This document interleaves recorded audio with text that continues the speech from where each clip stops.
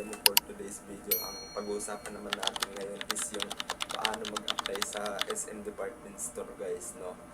As a consignor and outright.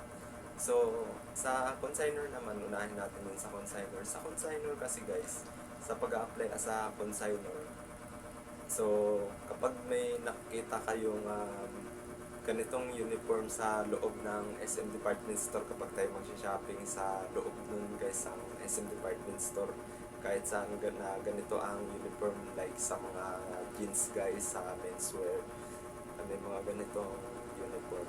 So magtanong po tayo sa kahit sa mga demo, sa kahit sa department guys, magtanong tayo na kung paano mag-apply sa SM Department Store as a consignor, no?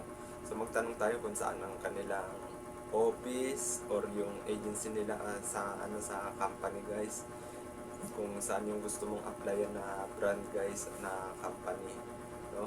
So pwede rin kayo mag-iwan ng resume sa kanila, or pwede nyong hingin yung office address nila at kung sino yung mga coordinator or HR nila na pwedeng kontakin kapag sakaling mag-a-apply tayo, or pwede naman sa kanila dyan sa mga OIC mag-iwan tayo ng resume sa kanila mga brand supervisor, no, para maipasa sa coordinator at sa agency, no.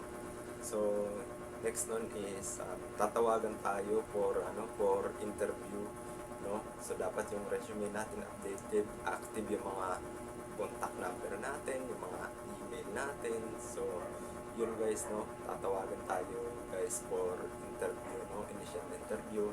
Then next naman yun is yung final interview. So sa final interview naman is yun yung papupuntahin ka mismo sa guys, sa kanilang office o sa agency nila for final interview.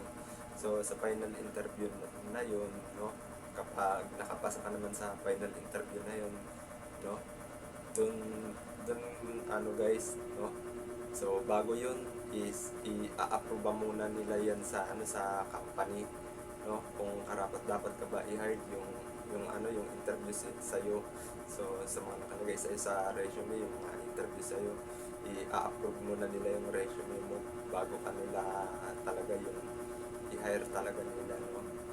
So yun guys, no. So kapag na-hired ka na mismo sa guys, sa company, so hindi pa yun yung totally hired ka na mismo sa company. So pag na-hired ka na dun,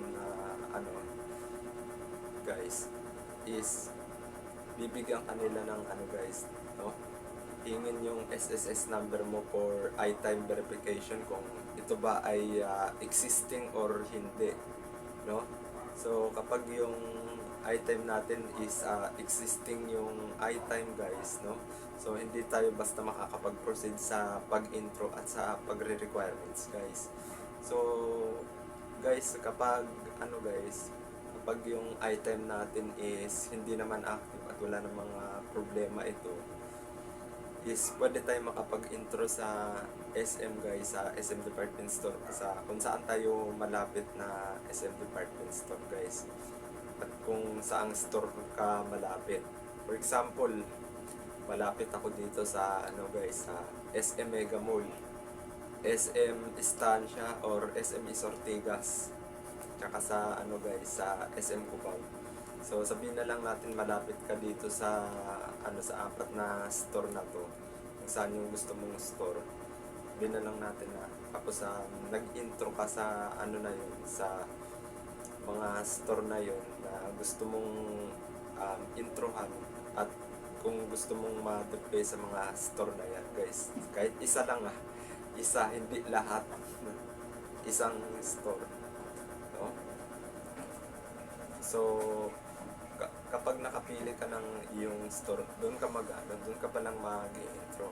So depende yan kung sinong mag-i-interview sa'yo sa yung intro, like SCO ba or DM.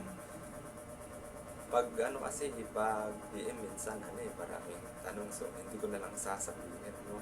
So kapag ini-interview tayo, kasi dapat confident tayo pag ini-interview kung gusto natin magtrabaho, lahat ng mga tatanong sa'yo siguraduhin na kaya mong sumagot sa mga tanong na yun ng nag-i-interview sa'yo doon sa SM Store, kahit SEO pa yan or ano guys, or DM, no? So, yun lang at so kapag nakapasa ka na doon sa ano na yun, within 24 hours naman yung screening, agad naman yata silang mag-email sa ano mo guys, sa yung company, no? Mag-email sila sa'yo sa ano, mag-email naman sila sa company mo kung ikaw ba ay pasado or hindi, no? So, yun guys, dun mo malalaman kinabukasan kung pasado ka ba or hindi sa ano guys, sa screening ng kanilang intro guys, no? So, kapag nakapasa ka naman dun ka na pwede makapag-proceed ng pagre-requirements, no guys? So, kung hindi ka naman nakapasa dun, so kung hindi ka naman nakapasa guys, no? Pwede ka pa namang manatili sa ano sa company, pero pwede kang magpa-deploy sa ibang store ng ano guys. Pwede kang magpa-deploy sa ibang store, pwede kang mag-intro sa ibang store ng SM or non-SM. Pwede kang mag ano guys, pwede kang mag-intro sa mga non-SM like Robinson and Landmark. So, pwede ka rin sa ano guys, sa ibang branch. Pero kung sa gusto mo namang branch guys na ano guys, kung gusto mo naman sa ibang ano, sa branch na yon is mag-aantay ka ng 1 month, no?